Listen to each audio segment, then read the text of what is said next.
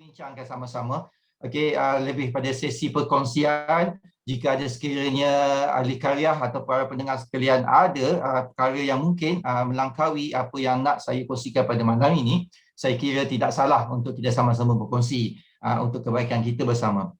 Jadi Tuan Moderator telah pun menerangkan sedikit tentang diri saya.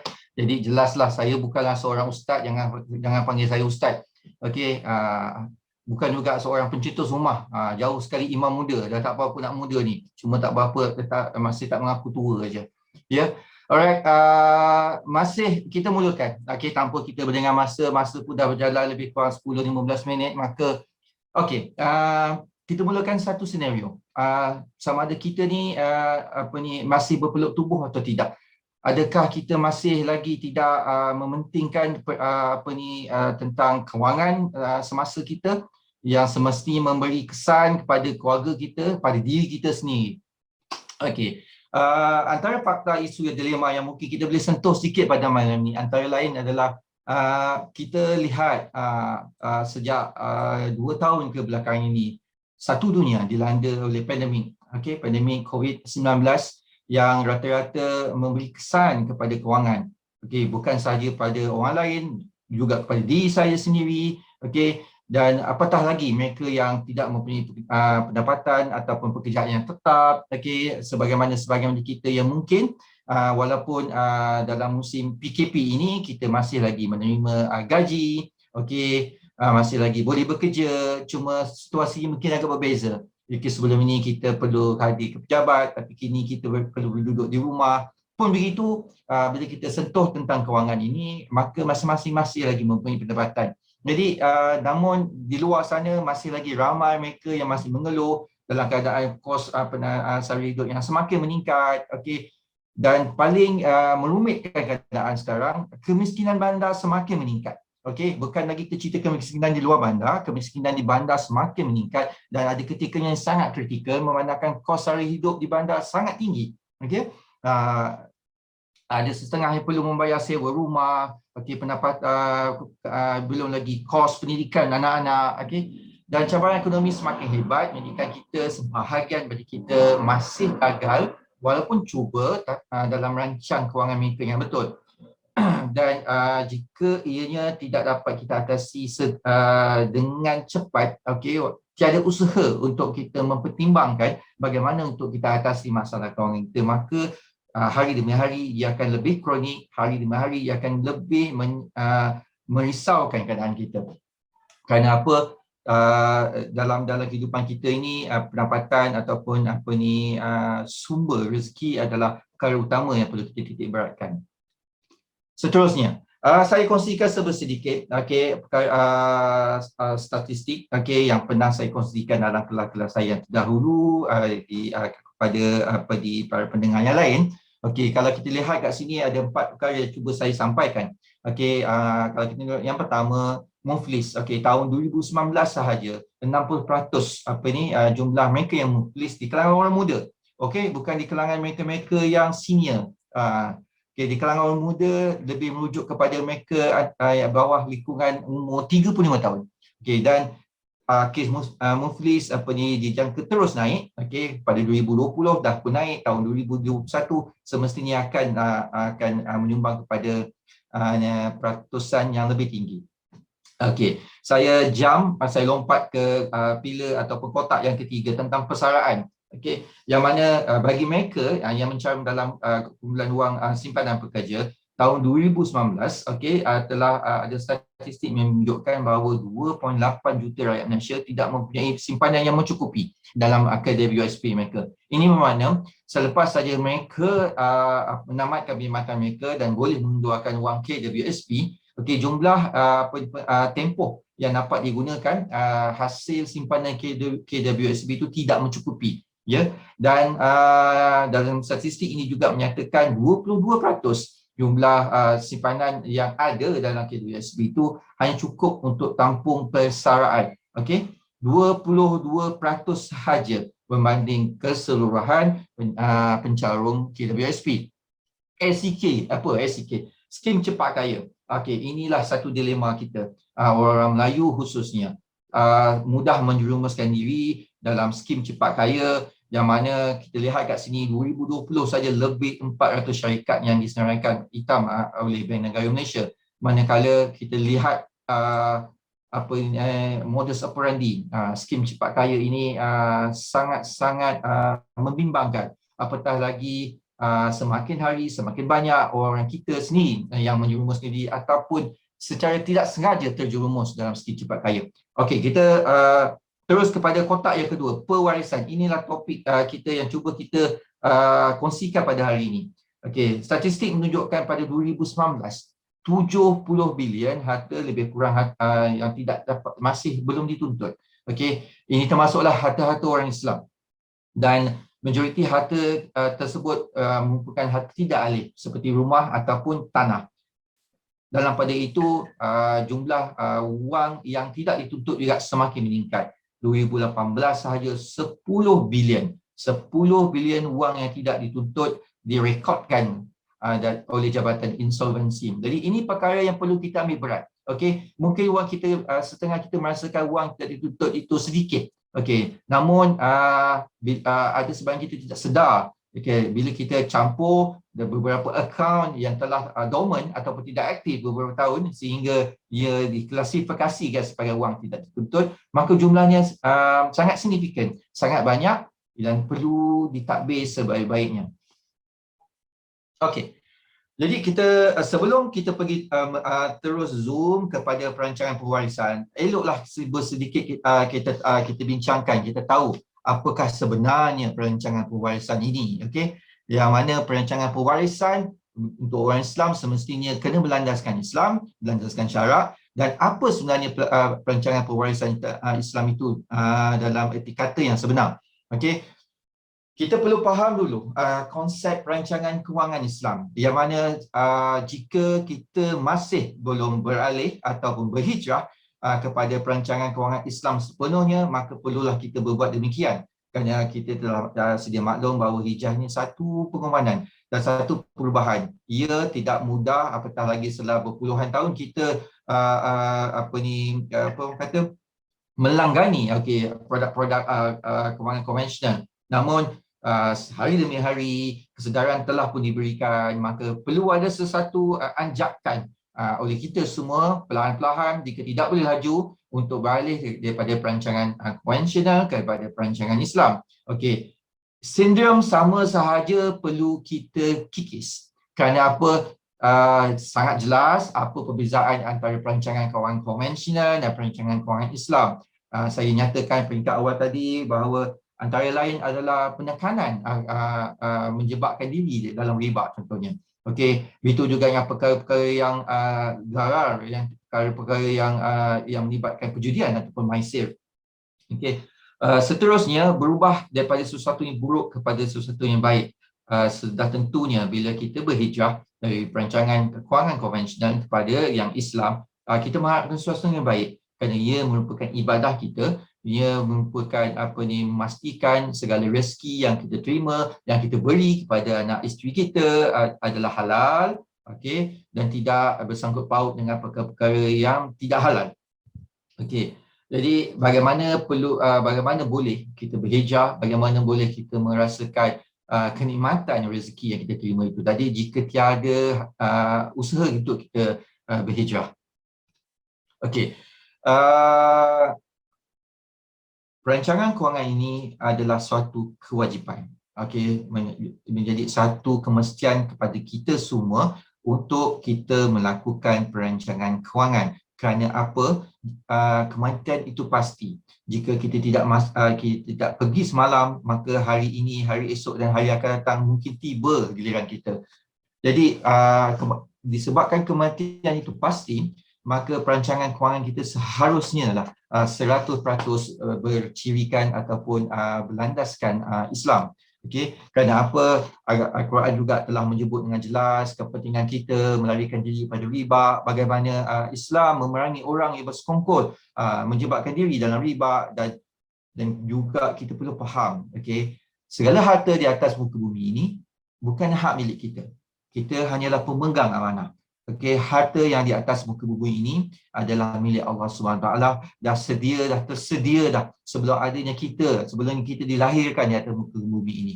Okey, jadi harta milik adalah milik mutlak Allah SWT. Kita manusia sebagai pemegang amanah, dan kita perlu sedar bila kita memegang amanah, kita adalah khalifah kepadanya. Maka tanggungjawab kita memastikan harta ditadbirkan menurut syarak. Seterusnya, kenapa kita perlu target kewangan yang positif? Salah satunya untuk mencapai al-falah. Okey, al-falah ini merujuk kepada kejayaan hidup di dunia dan kejayaan di akhirat. Seterusnya adalah jangka masa kehidupan. Okey, kita orang beragama Islam, kita tahu kita ada hidup dan kita ada mati, dan kita ada kehidupan selepas kematian. Maka jangka masa kehidupan kita untuk membuat perancangan hanya ketika kita hidup di atas muka bumi ini. Okey, selepas kita pergi, andai kata semalam telah kita meninggal katanya, maka tiada apa lagi yang boleh kita rancangkan, tiada apa lagi yang boleh kita aturkan. Kerana apa? Segalanya tinggal usaha kita semasa kita masih hidup. Dan seterusnya adalah kaedah-kaedah yang diguna pakai semestinya berbeza antara konvensional dan Islam, kerana kita menitik beratkan perkara-perkara yang tidak ataupun yang dilarang oleh agama kita. Okay. Kita nyatakan tentang perancangan kewangan Islam. Jadi kita kena faham juga. Okey, kita kena faham apakah sebenarnya kitaran perancangan kewangan ini. Okey. Di sini saya kongsikan 6 perkara. Penjanaan harta, perlindungan harta, pengumpulan harta, penyucian harta, pemeliharaan atau pemeliharaan harta, dan seterusnya pengagihan harta. Di mana letaknya pewarisan Islam ini? Okey, di sini. Kalau nampak di slide ini, pewarisan harta Islam diletak di kotak yang terakhir, di bawah pengagihan. Okey, saya patah balik di slide yang tadi. Penjanaan harta. Kenapa penjanaan harta? Kerana kita dah katakan sebentar tadi, harta ini telah tersedia di atas muka bumi ini. Maka kita adalah hanyalah pemegang amanah. Ya, tiada kalau dalam konteks konvensional dia panggil wealth creation. Okay, wealth creation. Jadi tiada isu kita untuk mencipta harta itu. Kerana apa? Harta itu telah ada, maka bagaimana harta yang sedia ada itu kita janakan dia. Bagaimana dia memberi lebih banyak pulangan contohnya. Itu penjanaan harta. Perlindungan harta merujuk kepada pengurusan risiko kita. Okey, perlindungan harta merujuk kepada pelaburan kita. Begini. Okey, seterusnya zakat, cukai dan wang syubhah. Jika kita rujuk pada slide yang terdahulu, ada penyucian harta. Ya. Okey, inilah antara perkara yang membezakan perancangan konvensional dan Islam. Kerana perancangan konvensional tiada menyentuh tentang zakat dan wang syubhah. Okey, cuma cukai. Yang mana sebagai orang Islam, Muslim, kita perlu membayar zakat, wajib membayar zakat jika cukup syaratnya. Okey, dan kita perlu membersihkan pendapatan kita jika masih ada elemen ataupun unsur-unsur wang syubhah. Apa yang kita kena faham, zakat dan wang syubhah ini perkara yang berbeza. Zakat adalah pembayaran yang perlu dikeluarkan ke atas lebihan harta yang diperolehi secara halal dan mempunyai lebihan. Manakala wang syubhah secara ringkasnya adalah segala pulangan ataupun pendapatan yang kita terima yang tidak berlandaskan syariah, maka perlu kita bersihkan. Ada setengah pada kita masih lagi keliru antara zakat dan wang syubhah ini. Seterusnya, bila kita sebut pemeliharaan atau pemeliharaan harta, merujuk pada persaraan.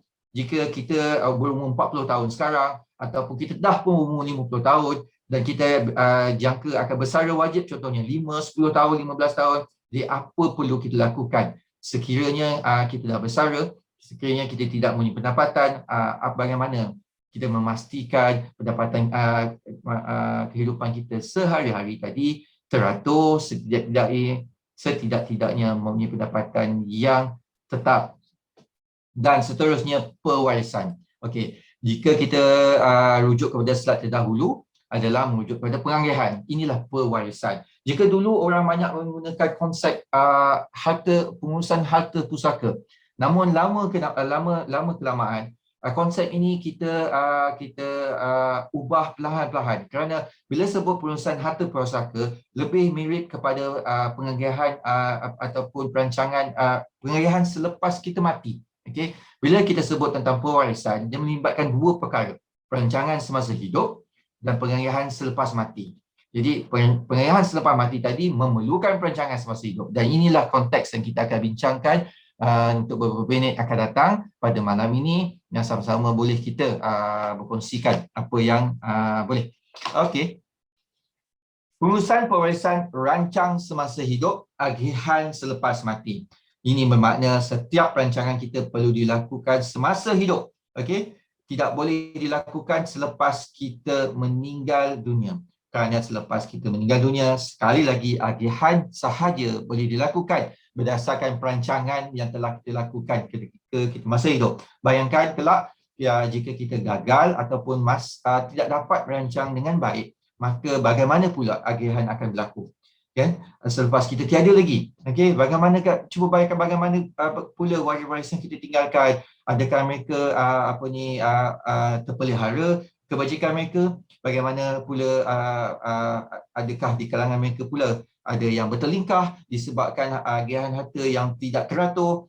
Inilah peri pentingnya pengurusan pewarisan ini. Pengurusan harta yang sah. Bila kita sebut pengurusan warisan, merujuk kepada pengurusan harta yang sah, okey, dan berkesan dari sudut undang-undang dan hukum syarak. Okey. Apa yang perlu kita faham di Malaysia ini, pengurusan pewarisan dan pusaka melibatkan dua jurisdiction atau melibatkan mahkamah sivil dan melibatkan mahkamah syariah. Ada ketikanya kita perlu merujuk mahkamah sivil, ada ketikanya kita perlu merujuk mahkamah syariah. Jadi ini antara lain cabaran dalam pengurusan pewarisan kita di Malaysia. Tapi bukan sahaja di Malaysia, beberapa negara lain seperti di Indonesia dan negara rumpun kita juga bukan sahaja dua, mereka juga ada 3 amalan di sana. Okey. Jika kita civil, kita merujuk kepada common law, manakala di Indonesia mereka tidak ada common law sebab mereka bekas di bawah pemerintahan Belanda. Ya. Selepas itu, kita perlu faham pengurusan pewarisan ini bukan satu perkara yang menidakkan faraid. Okey. Ada salah faham, kekeliruan yang masih timbul saban hari. Apatah lagi bila setengah posting di media sosial yang mendedahkan perkara yang tidak sepatutnya, yang kurang tepat, misleading, sehingganya kekeliruan itu masih lagi berada di kalangan kelompok masyarakat. Pengurusan pewarisan kita jelaskan sini bukan menidakkan faraid. Tidak ada siapa-siapa pun, tidak ada apa-apa instrumen pun yang boleh menidakkan faraid itu. Kerana faraid adalah satu hukum yang telah ditetapkan oleh Allah SWT yang jelas dinyatakan dalam surah An-Nisa. Okey. Pun begitu, pengurusan warisan ini memberi sedikit ruang kepada kita untuk merancang kepada siapa yang hendak kita berikan harta kita yang telah kita kumpulkan, tidak kisahlah banyak ataupun sedikit, semasa kita hidup. Kita akan bincangkan satu persatu, okey, beberapa contoh, okey, instrumen yang boleh kita gunakan ketika kita masih hidup untuk kita rancang, yang mana pengagihannya boleh dilakukan selepas kita kematian dan sebahagiannya dapat kita lakukan semasa kita masih hidup lagi. Cumanya sekali lagi kekeliruan di antara instrumen yang pertama mungkin dengan instrumen yang kedua, apatah lagi apabila banyak instrumen setengah kita telah didedahkan, maka kekeliruan itu semakin bercambah. Bila kita sebut pengurusan pewarisan, dia merujuk kepada pentadbiran yang profesional. Bila kita sebut tentang profesional, semestinya melibatkan mereka-mereka yang arif dalam bidang ini. Kita mempunyai ramai program-program syar'i yang bertauliah, yang berpengalaman, yang membawa kes ini ke mahkamah-mahkamah syariah contohnya. Dalam pada itu, kita nampak tahun demi tahun syarikat amanah Islam sepenuhnya semakin banyak ditubuhkan. Mungkin saya boleh kongsikan syarikat amanah Islam yang dia ada di Malaysia sebagai contohnya, Badan Angkasa Amanah Berhad contohnya, Wasat Syok Berhad amanah warisan berhad, dan juga apa lagi satu ya, mal angkasa, wasiat shop, amanah warisan, Aslihin Trustee Berhad. Ini antara 4 syarikat amanah Islam yang telah pun dikubuhkan di Malaysia. Setiap syarikat amanah ada kaedah mereka sendiri, ada instrumen mereka sendiri, dan seharusnya mempandukan bersatu satu rujukan bila kita terangkan tentang pengurusan pewarisan ini. Ya, kita kena faham antara kepentingan produk dan ilmu pewarisan itu sendiri. Dan kita nak pastikan yang jika kita melanggan ataupun mempunyai mana-mana instrumen pewarisan yang ada, kita tahu dan itu adalah yang kita perlukan, dan kita tahu yang ianya boleh dijalankan ataupun kita panggil executionnya boleh dilakukan selepas berlakunya kematian, selepas kita pergi. Ya. Setakat ni ada apa-apa soalan ke daripada pihak pendengar? Baik, kita buka soalan daripada para tetamu sekalian sekiranya ada. Boleh chip in aja ya. Tak payah formal sangat. Boleh. Formal sangat nanti. Sembang malam ni. Formal sangat nanti. Saya rasa boleh pun Ustaz. Doktor, kita mencelah kalau macam sekiranya ada soalan daripada para tetamu, boleh terus untuk bertanya lah. Mungkin kita tak tunggu sampai ke akhir. Supaya kita wujudkan suasana kita bersembang secara dua hala lah dengan panel kita malam ini. Betul, saya setuju tu. Apa bendanya kita apa yang saya sampaikan mungkin sedikit cepat ke, ada yang kurang pasti ke, just chip in, boleh berhenti dengan saya, atau ada perkara yang nak dikongsikan selain apa yang saya kongsikan, sebagai mana kata moderator tadi, ya boleh.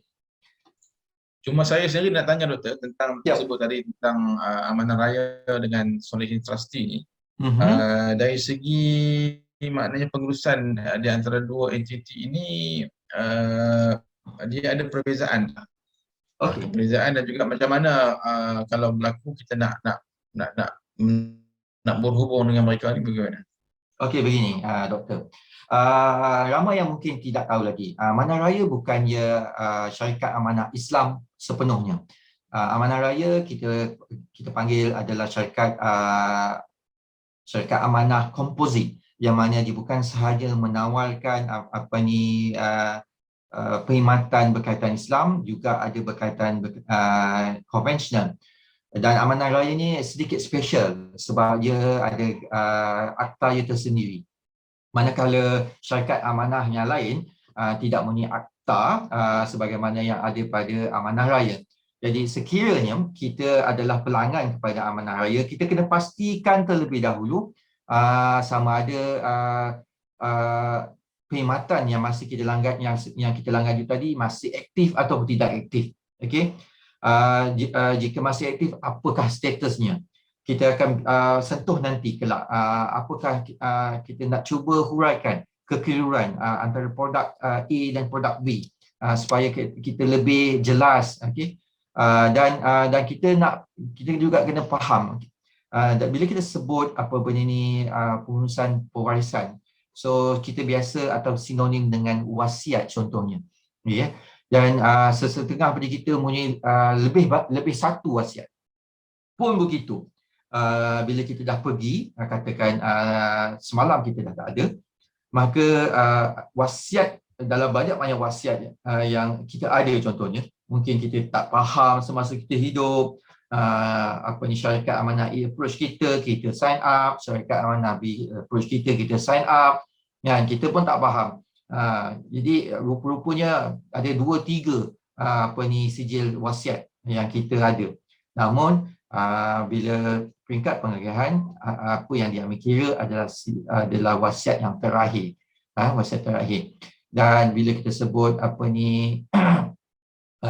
sama ada boleh atau tidak, kita telah mempunyai kita melanggan satu produk dengan amanah raya, boleh tak kita melanggan produk yang lain dengan syarikat amanah yang lain? Tiada masalah, doktor, tiada masalah. Dan kita benda ni tidak ada orang kata redundancy.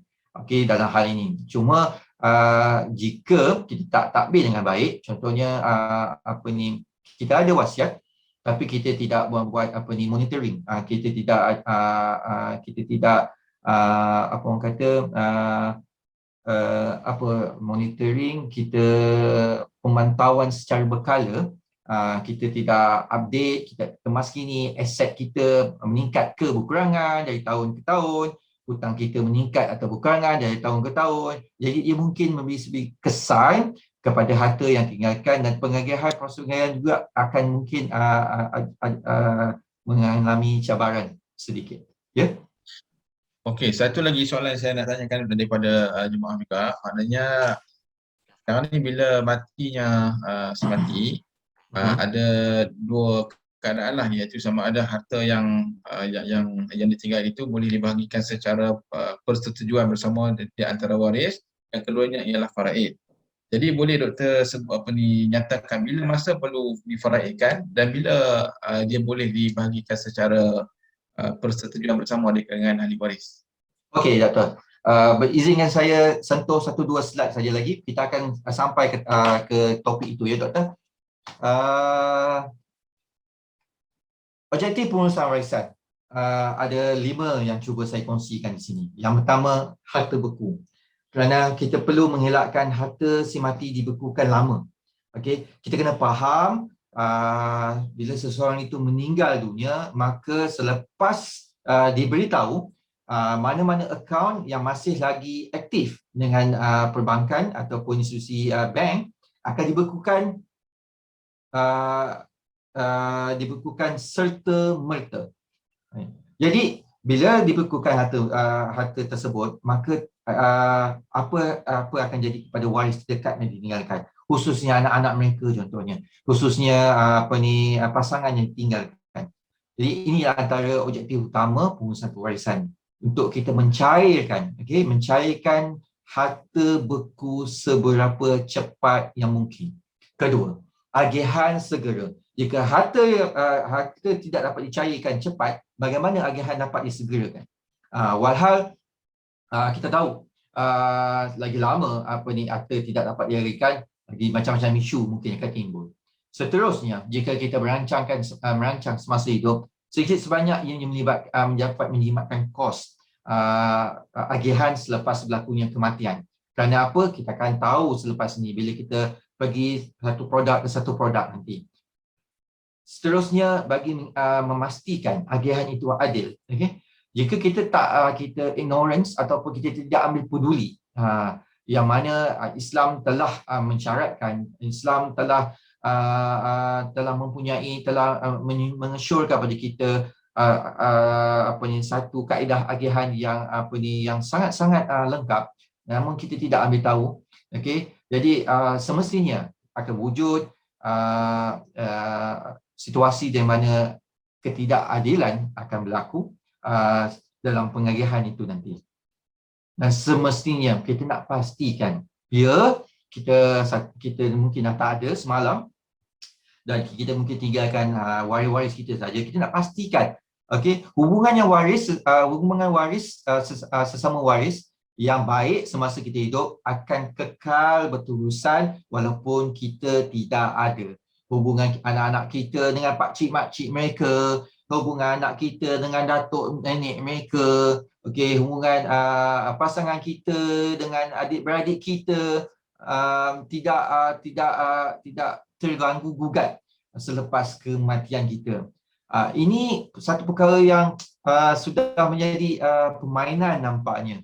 Permainan agak menyedihkan. Perkara sebegini kita nampak ada ketikanya didedahkan oleh akhbar-akhbar dan tak seharusnya berlaku. Tak seharusnya berlaku di kalangan umat Islam. Bukan sahaja bagi mereka yang punya harta yang banyak, juga berlaku pada mereka yang punya harta yang tidak berapa banyak pun. Bayangkanlah kalau harta yang banyak berlakunya pertelingkahan sesama waris.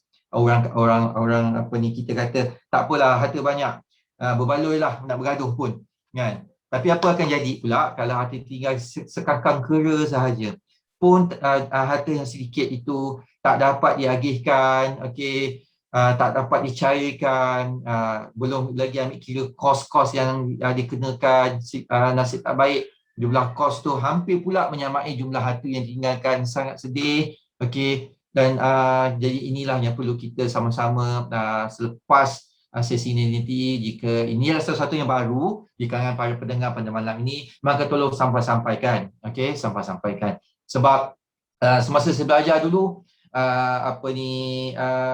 tok guru saya, pensyarah saya, dia kata, dia kata bila sebut faraid ni adalah antara hukum yang lengkap yang tersedia dalam Al-Quran Karim, yang difirmankan oleh Allah SWT. Jadi orang yang mempunyai faraid ini khususnya, semakin hari semakin berkurangan. Semakin hari semakin berkurangan. Bila sebut berkurangan, dia akan terpalit pula. Bila orang yang faham tentang faraid ini makin berkurangan, orang yang keliru tu makin banyak. Okey, semakin hari semakin banyak. Kenapa orang yang faham faraid, yang tahu ilmu faraid ni, pengurusan pusaka Islam ni semakin berkurangan? Kerana mereka akan pergi dulu, akan meninggal terlebih dahulu. Itulah kata yang pernah disampaikan oleh guru saya dulu. Dari situ pula ada setengah kami pula berkata, kalau begitu tak beranilah kita nak menalami faraid ni, takut mati dulu katanya.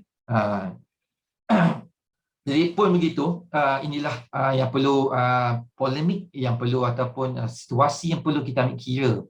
Kita tak boleh kita pandang enteng, pandang rendah, kerana harta kita adalah milik kita, dan kita perlu pastikan yang kita ada pemilikan kita semasa hidup. Kita dah usaha sedaya upaya kita sebanyak atau sikit untuk mengumpulnya, dan perlu diagihkan sebaik-baiknya mengikut hasrat kita.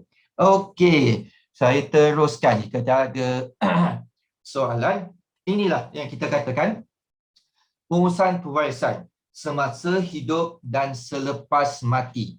Okey, kat sini kita nak cuba asingkan siap-siap apa yang perlu dilakukan semasa hidup, apa yang boleh dilakukan selepas mati, ataupun apa yang hanya boleh dilakukan selepas mati. Kalau kita tengok di kotak yang sedikit cerah ini, semasa hidup inilah yang boleh kita lakukan. Hibah, amanah, disoyah, wasiat, wakaf dan harta sepercayaan. Ada yang lain-lain yang tak saya kongsikan pada malam ni. Mungkin tak sempat pun untuk kita bincang atau discuss, berkongsi pada malam ni. Mungkin jika ada berminat, nanti kita boleh teruskan di sesi yang lain, tak ada masalah. Dan kita tengok sebelah semati, kotaknya gelap. Hanya faraid. Okay? Hanya faraid sahaja. Jika tiada perancangan dilakukan semasa hidup, maka tinggal faraid sahajalah. Okey, jika si mati itu, seseorang itu meninggal dunia tanpa membuat perancangan. Saya terus zoom in kepada semasa hidup. Ada 1, 2, 3, 4, 5, 6 di sini. Apa yang kita perlu tahu adalah perbezaan setiap instrumen atau komponen di sini. Apa yang perlu kita tahu, apakah syarat-syaratnya, apa yang kita perlu tahu kepentingannya. Kita mulakan dengan hibah. Hibah adalah antara lain adalah yang bahasa mudahnya pindahan hak milik. Pindahan milik harta daripada seseorang kepada seseorang yang lain. Okey, tanpa mengharapkan balasan. Jadi contohnya antara saya yang dengan Cik Azmi contohnya, okey. Saya mempunyai sebidang tanah yang kecil, saya tanam pokok pisang. Cik Azmi ni suka makan pisang masa kami di kampus dulu. Jadi saya bagi sebidang tanah yang ada pisang ni, dan saya tukar nama. Dia kata, okey Azmi, aku hibahkan tanah ini kepada engkau. Dan kita tukar nama semua. Dan saya tidak ada apa-apa balasan yang saya harapkan kepada Cik Azmi. Okay, saya tak ada pun letakkan syarat apa-apa sekalipun dah. Lepas kau dapat pisang ni, pastikan pisang ni berbuah, pastikan pisang ni jangan berbuah 2 kali contohnya, kan? Ataupun kita pastikan pisang hasil tanaman pisang ni nanti tolong agih-agihkan kepada ahli keluarga saya yang saya akan tinggalkan nanti. Tidak. Okey, tidak ada syarat-syarat tertentu hibah ini. Begitu juga yang paling mudah antara si ibu dengan si anak contohnya. Ibu mempunyai barang kemas, okey, nakkan penyebaran kemas itu diagihkan terus, dihibahkan terus kepada anak perempuannya, maka bolehlah dibuat agihan hibah tersebut. Apa yang perlu kita tahu, syarat antara penting adalah hibah ni perlu ada pemberi, perlu ada penerima dan perlu adanya harta. Okey, kita tak boleh menghibahkan sesuatu yang kita tidak nampak. Contohnya, saya menghibahkan burung-burung yang berterbangan di sekitar rumah saya, di sekitar taman saya, tidak boleh berlaku. Walaupun burung-burung tu ada ketika banyak, ada ketika sikit, tidak. Kita tak boleh menghibahkan contohnya ikan-ikan di kolam ataupun di lautan, contohnya, tidak. Dia tidak boleh berlaku. Perkara yang tidak nampak, perkara yang yang garar, yang tidak pasti, tidak boleh. Harta tu perlu wujud dan hak milik harta tu adalah hak milik kepada pemberi. Okey, itu antara syarat-syaratnya. Dan kita perlu tahu, bila sebut tentang hibah ini tidak boleh ditarik balik. Ya, so sebab kita dapat tahu tadi, kena ada pemberi, kena ada penerima, kena ada harta yang perlu nak dihibahkan, dan lengkaplah sirah dia. Ijab dan kabul antara pemberi, dan penerima. Dan ianya tidak boleh ditarik balik, ya. Tak boleh buruk siku.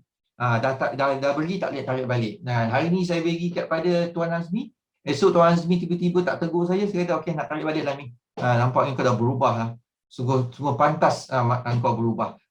Contohnya kan, benda dia tak boleh. Cumanya hibah boleh ditarik balik sekiranya hibah di kalangan ahli keluarga. Hibah yang diberikan kepada ayah kepada anaknya, emak kepada anaknya, atuk kepada cucunya, boleh ditarik balik. Pun begitu, sekiranya telah berlaku hibah dah diberikan, katakan ayah beri hibah kepada anak, contohnya ayah beri hibah, contohnya dia hadiahkanlah, okay? Bahasa mudah kita hadiahkan, ya? Hadiahkan sebentuk gelang contohnya kepada anak perempuannya, ya. Ada sesuatu berlaku selepas beberapa ketika selepas hibah dilakukan dan ayah nak tarik balik pemberian atau hibah yang diberi kepada anak tersebut, boleh berlaku dengan syarat harta yang diberikan itu masih lagi harta yang sama, sedia ada, tiada perubahan, tiada penambahbaikan, okey, dan tidak dijual. Okey, jika harta yang dihibahkan tadi, si anak tadi telah dijual ke pihak satu lagi, maka halas, tidak boleh ditarik balik walaupun cara sekalipun.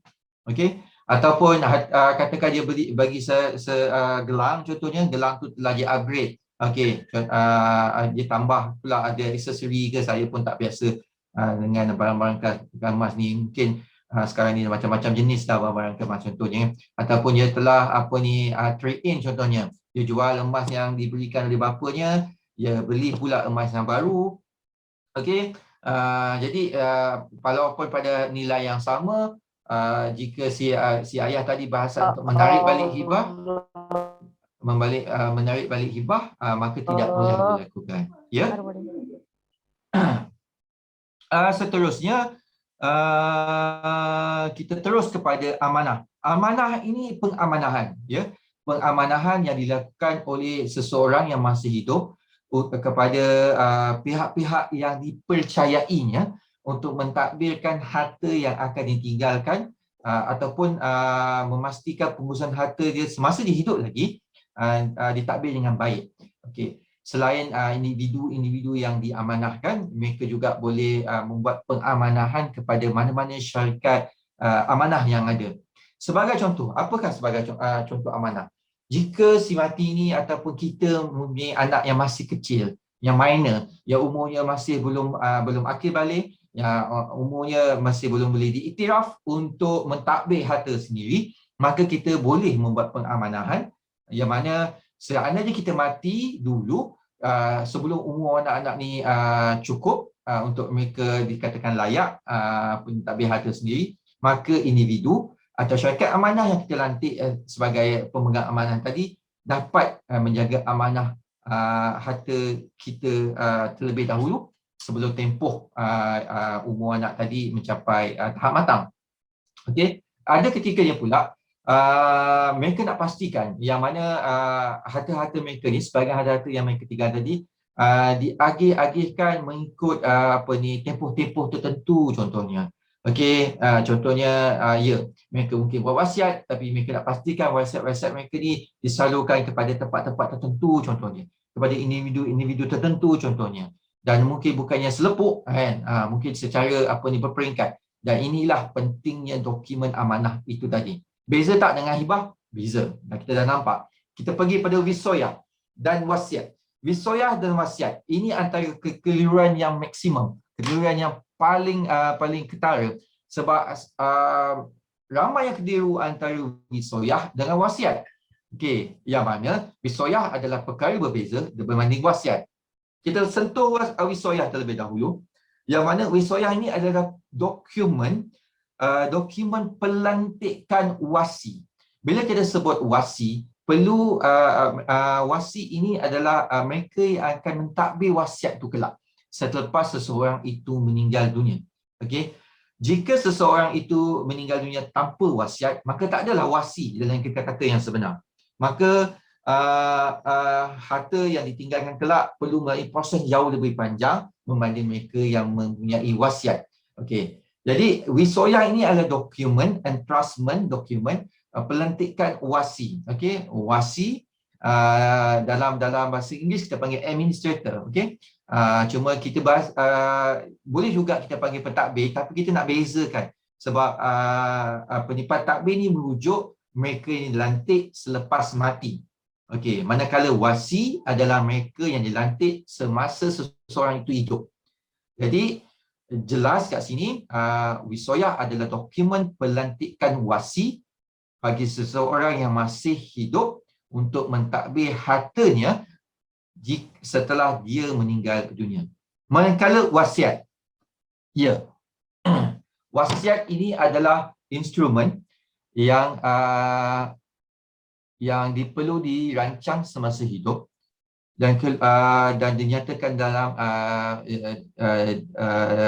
beberapa ayat Quran, antaranya ayat mujmal yang kita boleh sebut kat sini surah Al-Baqarah. Okey. Cumanya perlu kita berhati-hati yang mana ayat yang saya katakan tadi menjelaskan tentang kewajipan meninggalkan wasiat. Okey, dia tidak menyatakan kewajipan melakukan wisoyah. Dia menyatakan kewajipan meninggalkan wasiat. Yang kita kena faham dalam Quran, ayat-ayat berkaitan dengan pewarisan pusaka atau pewarisan Islam ini tergolong kepada dua ayat.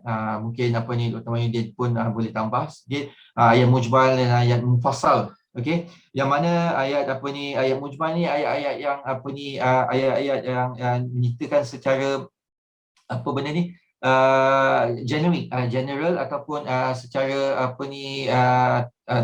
tidak terperinci. Okey, manakala ayat-ayat kita panggil ayat-ayat fiqh mawaris. Okey, surah An-Nisa khususnya ayat 11, 12 dan 176, di situ menyatakan dengan terperinci kuantum atau pecahan-pecahan yang agihan untuk waris-waris yang dikenal pasti dalam Al-Quran. Okey, dan wasiat ini tidak boleh diberikan. Okey, ini juga perlu kita berhati-hati. Kita banyak dibomokkan dengan drama-drama swasta. Okey, drama-drama Melayu. Bila sebut wasiat atau mewasiatkan harta, keseluruhan harta kepada si cucu, si anak yang ini tidak disayangi, tak dapat satu sen pun, dihalau pada rumah, yang mana ini tidak benar sama sekali. Wasiat adalah hanya 1/3 daripada jumlah harta yang ditinggalkan oleh si mati. 1/3 daripada jumlah harta yang ditinggalkan oleh si mati. Apa akan jadi jikanya si mati mempunyai wasiat lebih daripada 1/3? Apa akan berlaku? Boleh tak wasiat itu diteruskan? Seandainya wasiat yang ditulis semasa hidup melebihi 1/3, boleh diteruskan dengan syarat waris-waris bersetuju yang wasiat itu boleh diteruskan. Jika tidak, wasiat yang melebihi 1/3 tadi perlu diturunkan kepada 1/3 sahaja maksimum, dan selebihnya kena diagihkan. Berdosa ke tidak waris berbuat demikian? Tidak. Tidak ada istilah dosa untuk waris-waris yang kontes ataupun menegah wasiat yang melebihi 1/3. Kepada siapa pula wasiat untuk diberikan? Hasad sebenar wasiat diberikan adalah untuk mereka yang bukan waris. Bukan waris. Siapakah mereka yang bukan waris ini? Ibu bapa kita bukan wariskah? Anak-anak kita bukan wariskah? Pasangan kita bukan wariskah? Adik-beradik kita bukan wariskah? Kita mungkin salah satu contoh yang boleh kita ambil pada malam ini adalah mereka yang mu'alaf. Okey, mu'alaf yang mana ibu bapa mereka bukan tidak beragama Islam. Jadi inilah pentingnya wasiat dalam hal ini. Jika kita mu'alaf, ibu bapa kita bukan Islam, bagaimana kita nak pastikan ibu bapa kita juga menerima sebahagian daripada harta kita, maka kenalah diwasiatkan. Kenalah wasiatkan. Begitu juga dengan anak angkat. Anak angkat bukan waris yang layak untuk menerima harta kita. Bagaimana kita pastikan anak angkat juga sama-sama mendapat benefit ataupun sebahagian daripada harta kita tinggalkan? Melalui wasiat juga. Ya, melalui wasiat. Saya dah katakan tadi, wasiat bukan untuk waris. Bagaimana pula kalau kita si mati meninggalkan wasiat kepada waris? Okey, meninggalkan wasiat kepada pasangan, meninggalkan wasiat kepada anak, boleh tak ianya diteruskan? Boleh diteruskan jika sekiranya tiada bantahan daripada waris. Ya, katakan dia tinggalkan 1/3, tak lebih 1/3, tapi semua penerima wasiat tadi adalah di kalangan waris. Okey, boleh tak diteruskan? Boleh jika sekiranya tiada bantahan oleh seorang pun waris yang ada supaya wasiat itu boleh diteruskan. Jika ada bantahan walaupun seorang, maka wasiat itu tak dapat diteruskan.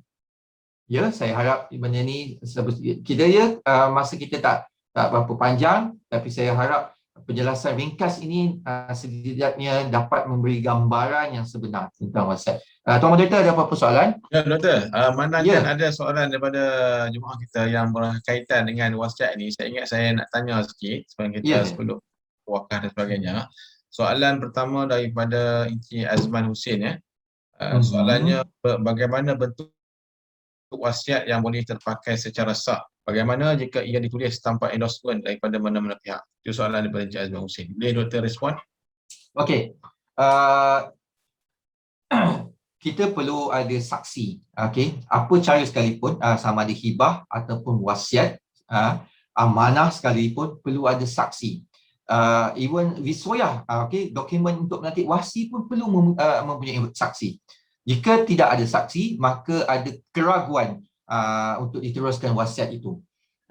Lazimnya apatah lagi mereka-mereka yang yang di kampung contohnya verbal ataupun kata mulut saja kan Dr. Moderator. Jadi susah kita bila dokumen ataupun penglegahan ataupun pertindihan jika ianya berlaku dan dibawa ke mahkamah dan tidak dapat dibuktikan kesahihan dokumen-dokumen ini, maka akan timbul wasiat ini tidak dapat diteruskan.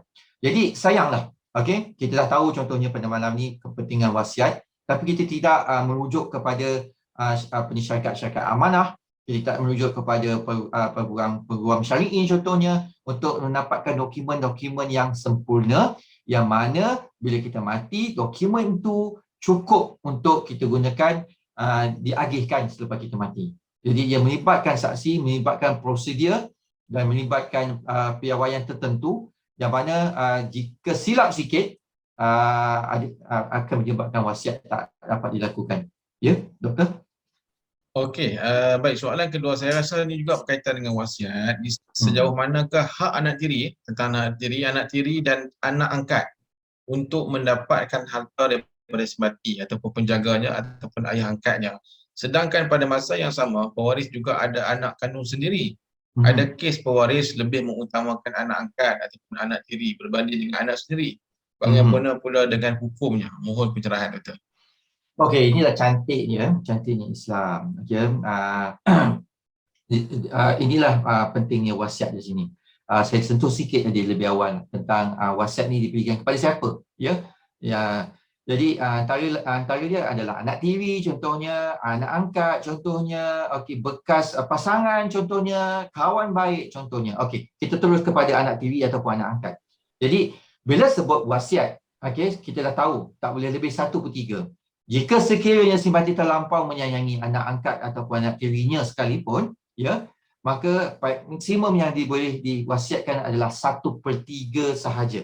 Yang mana selebihnya 2/3 tadi tidak akan diberikan kepada anak angkat atau anak tiri lagi. Okey.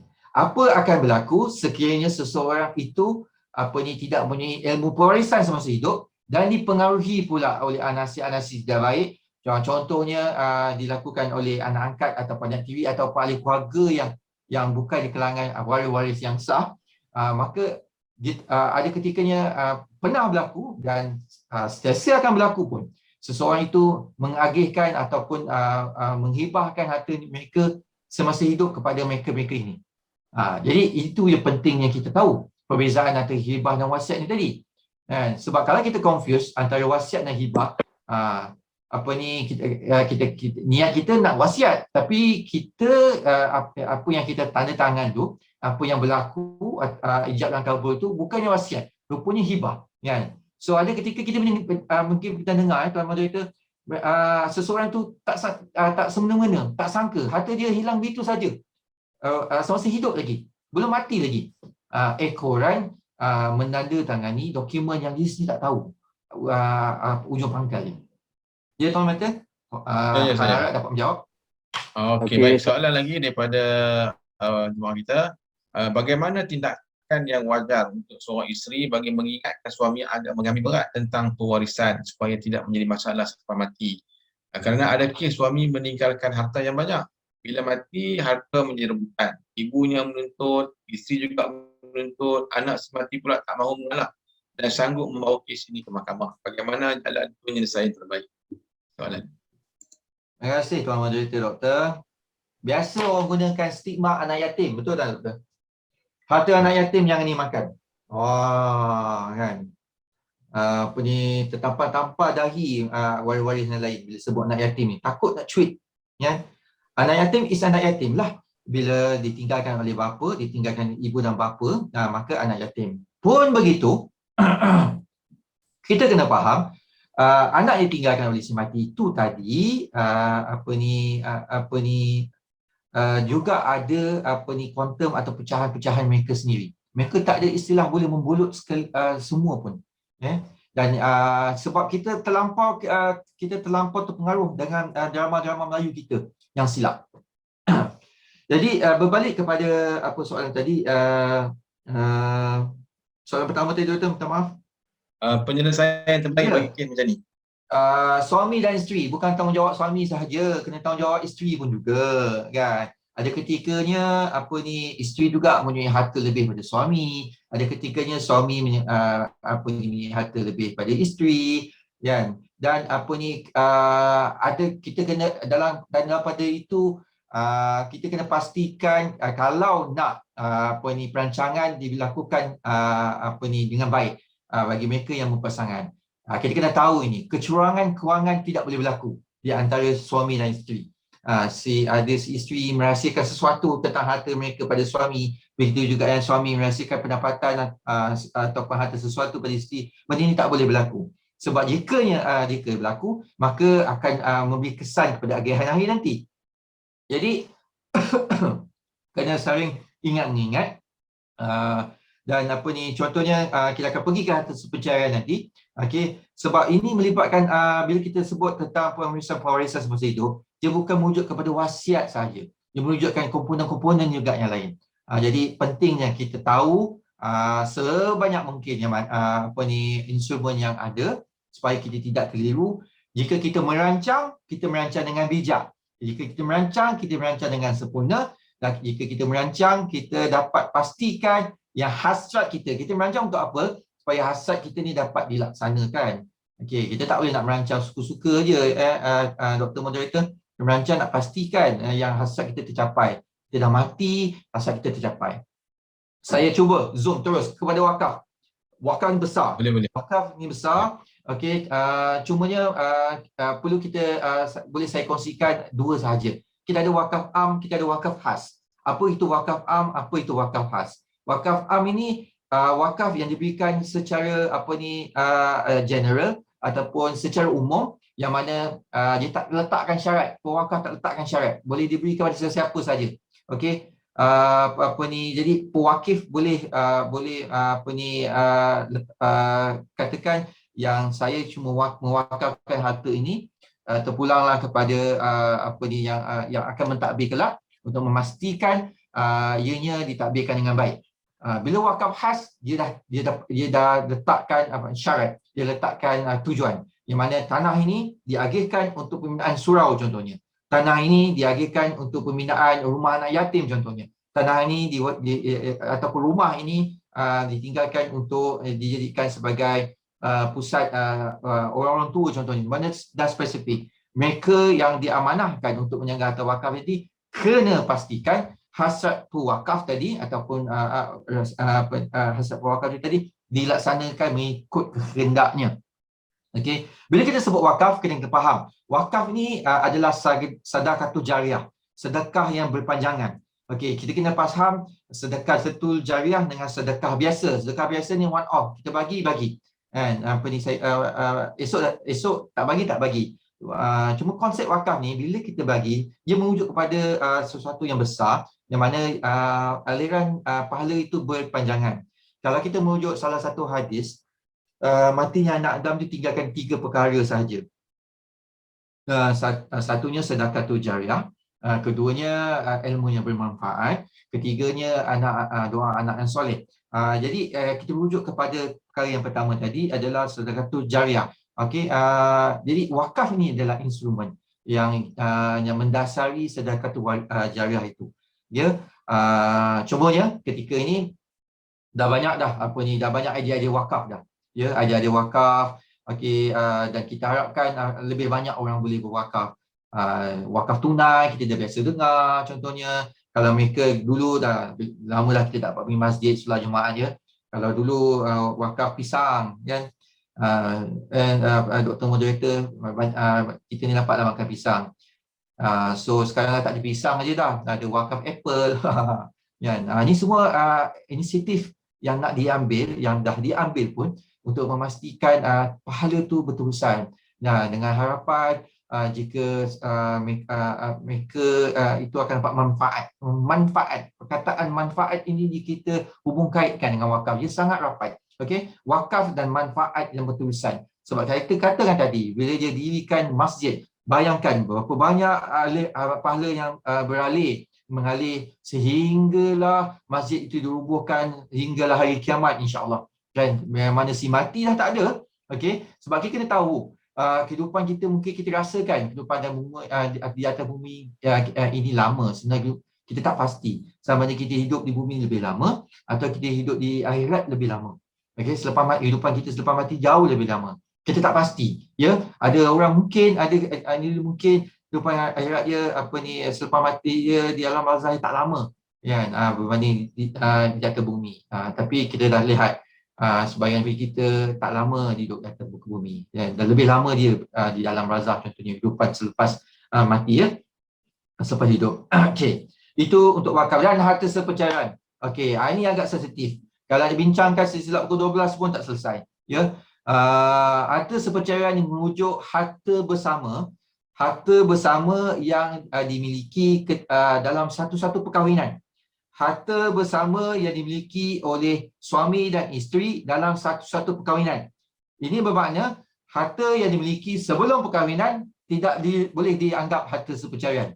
Okey, harta yang dimiliki selepas berlaku perceraian tidak boleh dianggap harta sepercayaan.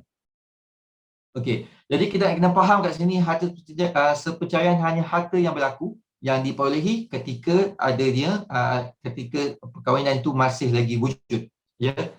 Berapa tuntutan boleh dibuat? Okey, ada setengah kes tuntutan harta sepercayaan boleh dibuat sehingga 50% daripada jumlah harta yang ditinggalkan. 50% daripada jumlah harta maksimum. Dan siapa yang boleh tentukan portion ataupun kuantum pecahan yang akhir harta sepercayaan ini adalah mahkamah. Okey, kita tidak boleh suka-suka nak minta 20%, 30%, 50%, tidak. Mahkamah akan buat keputusan berapakah tuntutan hasil atas perceraian pasangan yang ditinggalkan itu boleh tuntut. Okey? Okay. Dr. Syahizan, Ya, saya. Masih lagi sekarang boleh kita teruskan 10 kurang lebih dalam 10 suku lebih kurang. Saya rasa ada soalan-soalan daripada jemaah kita, mungkin kita tak sempat habiskan semua ni. Tapi saya Ya. rasa soalan yang ditanyakan oleh jemaah kita mungkin juga akan menyentuh salah satu tajuk yang saya nak bentangkan. Jadi saya Baik. buka kepada jemaah yang lain lah untuk bertanya secara direct lah kepada Encik Aziz jika ada seorang pertanyaan. Okey, InsyaAllah kita buka sekarang ni. terima Jawab. kasih buat Dr. Moderator serta penceramah. Saya Abdul Aziz, saya nak bertanya sikit lah ya. Ya. Kita pernah dengar lah di mana sekiranya seseorang tu dia tidak mempunyai anak perempuan, anak lelaki. Ya. So apabila dia meninggal, ada kemungkinan lah harta tu, peninggalan dia tu akan diberi sedikit ataupun separuhnya kepada adik-beradik lelaki si mati itulah. Okey. Okay. So saya nak bertanya sini, apakah cara atau langkah yang terbaik untuk seseorang tu lakukan semasa dia waktu hidup ni? Sebab kita tengok kadang-kadang bila berlaku anak perempuan, anak lelaki tak ada ni, bila meninggal kadang-kadang kita tengok macam harta dia dibagi tak adil lah kan. Itu saya nak tanya macam mana cara yang paling elok, paling sesuai untuk dilakukan waktu hidup sekarang. Okey, terima kasih. Itu je. Baik. Ya.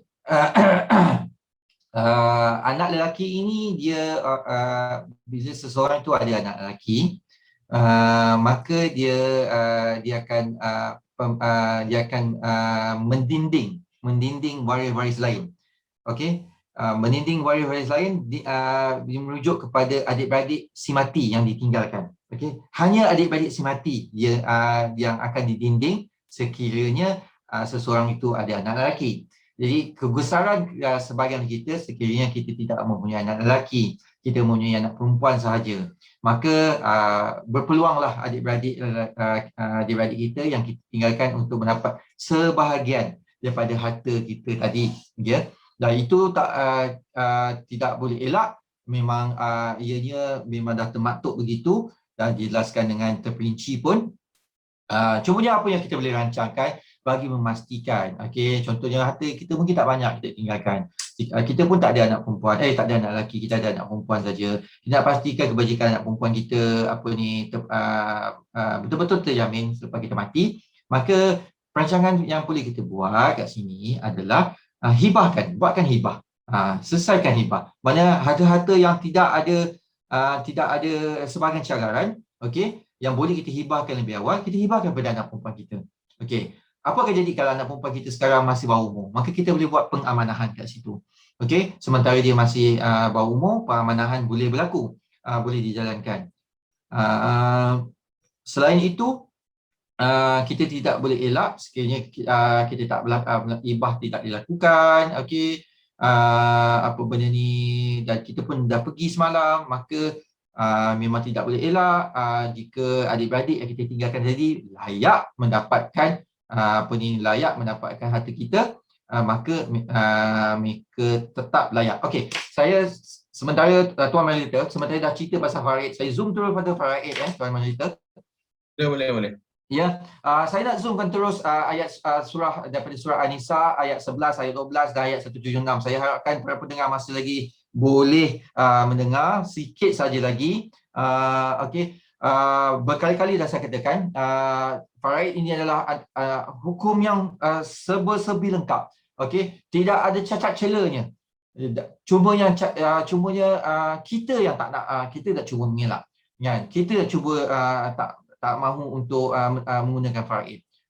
Jadi isu tidak adil, isu adil, okey. Dan isu waris terhalang, waris terdinding, belum lagi kita timbulkan tadi perkara yang lain lah tadi, ya, isu anak tidak sah taraf contohnya, kan, bagaimana banyak sangat isu. Okey, saya zoomkan terus, apa yang dalam slide saya ni adalah gist, intipati yang saya ambil daripada surah An-Nisa ayat 11 sahaja. Tak sempat kita dah bincang ayat 12, ayat 176. Okey, saya ambil intipati daripada surah An-Nisa ayat 11. Kita lihat cantiknya pengiraan yang diberikan. Yang pertama, bahagian seorang anak laki-laki sama dengan bahagian dua orang anak perempuan. Ini bermakna jika kita mempunyai anak lelaki dan anak perempuan, okey, anak lelaki dan anak perempuan, maka bahagian anak lelaki itu menyamai dua bahagian anak perempuan. Jelas tak? Okey, jangan rujuk waris-waris yang lain dulu. Fahamkan terlebih dahulu bahagian anak lelaki dan anak perempuan. Jika sekiranya kita ada dua anak lelaki, dua anak perempuan, maka anak lelaki pertama dua, anak pertama lelaki kedua dua, anak perempuan yang pertama satu, anak perempuan yang kedua satu. Okey, kita tak sampai lagi pengiraan ni. Pengiraan ni makan masa. Saya ambil intipati saja. Apa yang diceritakan dalam ayat 11 ini. Dah selesai? Saya harap faham. 2-1. Tuan Azmi okey? Alright, next. Jika semuanya perempuan, jumlahnya lebih daripada 2, maka bahagian mereka 2/3 daripada harta yang ditinggalkan. Kalau anak perempuan yang ditinggalkan lebih pada seorang, 2 ataupun 3, maka mereka ini akan berkongsi 2/3 daripada harta yang ditinggalkan. Okey, harta yang ditinggalkan. Okey, dia tak cakap keseluruhan harta ya. Dia kata harta yang ditinggalkan. 2/3. Kita dah tahu tadi, anak lelaki 2, anak perempuan 1. Okey, kalau anak perempuan lebih daripada 2, maka 2/3. Apa akan jadi kalau anak perempuan seorang saja? Anak perempuan seorang saja, dia akan dapat 1/2 daripada harta yang ditinggalkan. Ya, ditinggalkan. Jika sekiranya si mati meninggalkan anak dan parents, ibu dan bapa. Dalam ayat ini, intipati mengatakan jika si mati meninggalkan ibu bapa juga dalam masa yang sama mempunyai anak, maka berapa?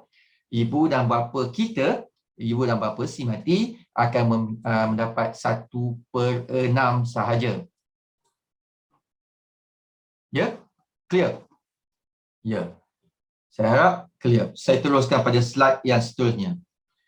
Sambung lagi ayat ni. Okey. Jika dia, si mati tadi tidak mempunyai anak dan diwarisi oleh hanya kedua ibu bapa yang saja, maka ibunya mendapat 1/3. Clear? Ya. Jika si mati mempunyai beberapa saudara, maka ibunya mendapat 1/6. Just stop di situ ayat ini. Nampak? Jadi ayat ini menerangkan agihan untuk anak dan ibu sahaja. Anak-anak dan ibu bapa saja. Dan ayat 12 contohnya menerangkan hak suami dan isteri pula. Dan hak adik-beradik seibu. Bila sebut adik-beradik kita tinggalkan, Cik Aziz juga, kita kena juga kenal pasti. Adik-beradik ini adik-beradik yang lengkap atau tidak. Adik-beradik yang lengkap ni adik-beradik yang seibu sebapa. Okey. Adik-beradik yang seibu lain treatment dia. Adik-beradik yang sebapa lain pula treatment dia. Panjang cerita dia Farid ni. Jadi kalau kita kata Farid ni ringkas, senang nak faham dan tak wajib itu untuk kita belajar, maka kita silap lah. Sebab kalau kita lihat ayat 11 ini saja terangkan secara detail tentang perkara ini saja. Belum kita pergi ke ayat 12, belum kita pergi ke ayat 176, belum kita pergi lagi isu-isu yang lain. Dan saya nak menjawab pada Cik Aziz, jika ada ketika yang Cik Aziz, jika si mati itu tidak mempunyai anak lelaki, dia hanya ada anak perempuan, ada ketikanya adik-beradik si mati tak akan dapat pun sesin. Boleh berlaku Cik Aziz. Di sini kita panggil konsep al-awwal. Okey. Konsep al-awwal ini, bila kita buat pengiraan, maknanya si mati meninggalkan pasangan, meninggalkan ibu bapa dan meninggalkan anak-anak perempuan, bila kita buat kiraan, kuantum ni melebihi daripada denominator awal. Sangat teknikal pula kita nak discuss pada malam ini. Mau tak tidur malam masa-masa itu tekan kalkulator pula. Okey. Tak apa, kita tak akan teruskan. Jika berminat nanti kita jumpa di lain sesi, insya-Allah. Kita buat calculation Cik Aziz. Ya. So tak ada. Tak semestinya si mati itu meninggalkan hanya anak perempuan. Maka harta dia akan dihabisi oleh adik-beradik yang ditinggalkan. Tidak semestinya. Ada ketikanya melalui konsep al-awwal ini tadi, apa benda ni, anak perempuan yang akan mengambil, akan dapat harta dan dihabisi oleh si bapa tanpa disentuh sesen pun oleh adik-beradik perempuan, adik-beradik yang ditinggalkan oleh si mati itu tadi. Konsep al-awwal ini tidak dinyatakan di dalam Al-Quran. Inilah ijtihad ijma' yang dilakukan oleh Sayyidina Umar Khattab ketika zaman Sayyidina Umar pada ketika itu. Jadi berlakunya satu situasi yang mana tak boleh nak selesaikan. Macam mana nak selesaikan ni? Maka Sayyidina Umar yang bijaksana pada ketika itu come up dengan satu formula yang dipanggilkan al-awwal. Ada satu lagi kaedah yang terkenal yang kita panggil Umaratain, juga hadir ketika zaman Umar Khattab.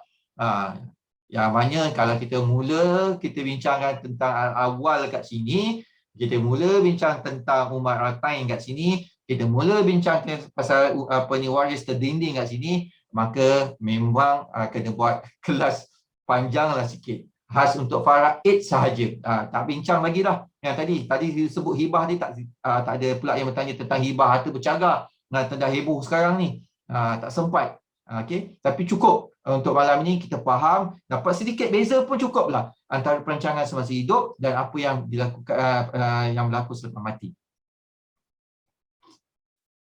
Okey, dan sebelum kita tutup, kita kena tahu hak si mati sebelum agihan. Okey, walaupun seseorang itu dah mati, waris kena tahu hak-hak dia, ya, hak-hak si mati ini. Satu, urusan jenazah mereka. Jangan pula dah tak sabar-sabar pula nak mengira harta yang tinggalkan si mati sampai urusan jenazah dia tak sempurna. Si mati berhak urusan jenazah dia diselesaikan sehabis baik.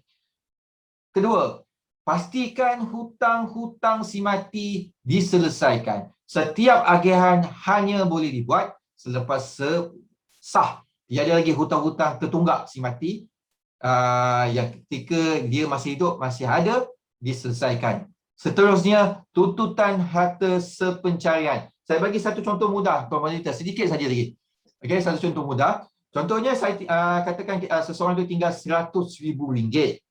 RM100,000. Mungkin kalau ada pen tu buat kertas tu boleh cuba contoh. Ataupun kejap ya. RM100,000 kat sini. Seseorang tu tinggalkan RM100,000. Nampak tulisan tak berapa nak elok saya ni. Okey, seseorang tu tinggalkan harta RM100,000. Okey, bila kita sebut tuntutan kat situ, merujuk pada tuntutan harta sepencarian.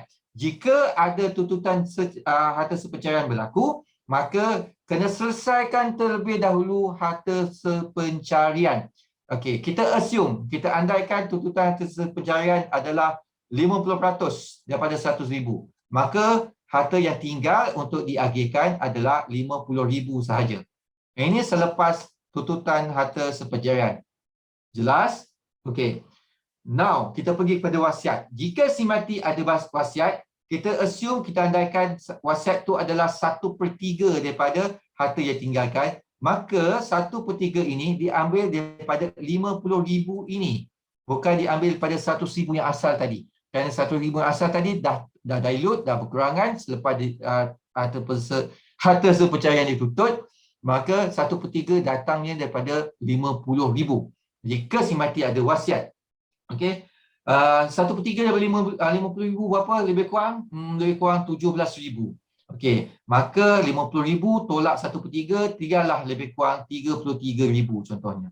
Maka 33,000 ni sahajalah. 33,000 ni sahaja yang akan diagihkan menurut faraid. Clear? Saya nak tanya, siapa yang boleh ada jawapan? Sekiranya si pasangan dah tuntut hasil pencarian sebanyak 50%, bermakna 50,000 dah dapat, adakah pasangan yang menuntut hasil pencarian itu tadi layak mendapat faraid? Siapa yang ada jawapan di sini? Dapat. Layak Tuan. Ya, sentiasa pula. Ya masih layak. Kerana tidak ada kena-mengena tuntutan hasil pencarian yang telah dilakukan pada peringkat awal dengan agihan faraid. Maka kita dah bincang awal tadi, kalau katakan si isteri dapat berapa, 1/4 ke 1/8, suami dapat 1/2 ataupun 1/4, kita tak sempat bincang secara detail malam ini, tapi dia bukan bersandarkan kepada 100,000, tapi ianya bersandarkan kepada jumlah yang telah ditolak hasil pencarian. Maka kalau lepas tu kita tolak wasiat 1/3, maka habis, itulah diagih-agihkan kepada waris-waris yang layak. So saya mengharapkan sedikit perkongsian malam ini betul-betul memberi manfaat, dan saya harapkannya satu ilmu yang baru untuk kita semua, dan saya doakanlah kita ada peluang untuk kita berjumpa lagi. Mungkin sebab bila kita sebut perancangan kewangan ini, pewarisan ini adalah komponen ataupun pilar rukun yang terakhir. Mungkin kita songsang sikit Dr. Moderator kan, kita mula dengan akhir, nanti kita gerak ke depan, faham tentang perancangan kewangan Islam ini tadi. Dan saya harapkan jika tidak banyak, sedikitlah manfaat yang dapat kita kongsi pada malam ni. Saya difahamkan oleh moderator dan Cik Azmi lebih kurang pukul 10, nampaknya 10.30. Saya minta maaf banyak-banyak mengambil masa yang lama. Justru wabillahi taufiq wa hidayah. Assalamualaikum warahmatullahi wabarakatuh.